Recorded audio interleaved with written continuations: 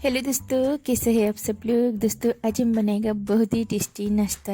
ये कच्चे आलू का नाश्ता है जो कि खाने में बहुत ही मज़े का लगता है। बनाने में इतना सरल है कि आप इसे बहुत आसानी से बना सकता है। तो देख ही सकते हैं आप कि कितना बढ़िया ये लग रहा है। तो 10 मिनट में आप इसे बना लेना। और ये देखिए कितना सॉफ्ट ये बना है। तो बहुत ही मज़े की रेसिपी है दोस्तों, ज़रूर ट्राई करना जब भी कुछ अलग खाने का मन करे। और बहुत ही कमाल का इसका स्वाद भी आता है। तो चलिए रेसिपी बनाना शुरू करते हैं। तो दोस्तों रेसिपी को बनाने के लिए सबसे पहले 1.5 कप सूजी लेना। बारीक मोटा कोई भी सूजी आप ले सकता है। उसके बाद इस सूजी में आधा कप ताज़ा दही डाल देना। तो बहुत ही सरल सा प्रोसेस भी है इसे बनाने का, हर कोई आसानी से बना लेगा। अब यह 2 कच्चे आलू वजन में लगभग 100 ग्राम है। इन्हें बारीक टुकड़ों में काट लेना और मिक्सी के छोटे जार में डाल के फाइन पेस्ट बना लेना। पानी ना डालना इन्हें पीसते हुए। और अब इस बैटर को भी इस मिश्रण में मिला देना। और यहाँ पर 1 कप पानी के करीब इसमें लगेगा। तो थोड़ा थोड़ा पानी डालकर इसका घोल बनाना है।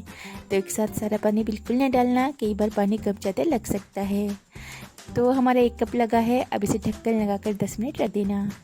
10 मिनट के बाद इसे वापस से मिला लेना। तो थोड़ा गाढ़ा ये हो गया है क्योंकि सूजी फूल चुका है। अब 1/4 कप के करीब पानी डाल देना और अच्छे से मिला देना। तो एकदम परफेक्ट ये लग रहा है अभी। अब इसमें खाने के अनुसार नमक और आधा छोटा चम्मच मीठा सोडा डालकर थोड़ा सा पानी डाल लेना और अच्छे से मिला देना। तो एकदम परफेक्ट ये बैटर हमारा बन गया है। यह इडली का सांचा जिसे हमने ग्रीस किया हुआ है। अब इनमें से भर देना। और अब हाई फ्लेम पर इन्हें 8 मिनट के लिए स्टीम करना। कई बार थोड़ा ऊपर नीचे हो सकता है स्टीमिंग का प्रोसेस। और ये देखिए कितना बढ़िया ये फूला है। तो बस अब इन्हें बाहर निकाल देना और बिल्कुल ठंडा होने देना। ठंडा होने के बाद ये देखिए कितना स्पंजी है, कितना सॉफ्ट है। ऐसे इन्हें बाहर निकाल देना। अब एक कढ़ाई में 1 चम्मच तेल डाल देना। इसमें आधा छोटा चम्मच राई डालना और कुछ करी पत्ते डाल देना और कुछ लंबी कटी हुई हरी मिर्चें डालना और मीडियम फ्लेम पर इन्हें भून लेना। उसके बाद ये जो नाश्ता है ना, ये इसमें डालकर क्रिस्पी होने तक इसे पकाना।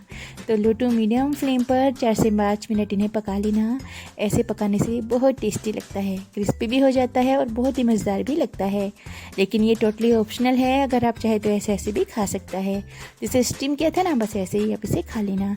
ऊपर से थोड़ा सा हरा धनिया, कद्दूकस किया हुआ नारियल डाल देना और बस गर्मा गर्म सर्व करना।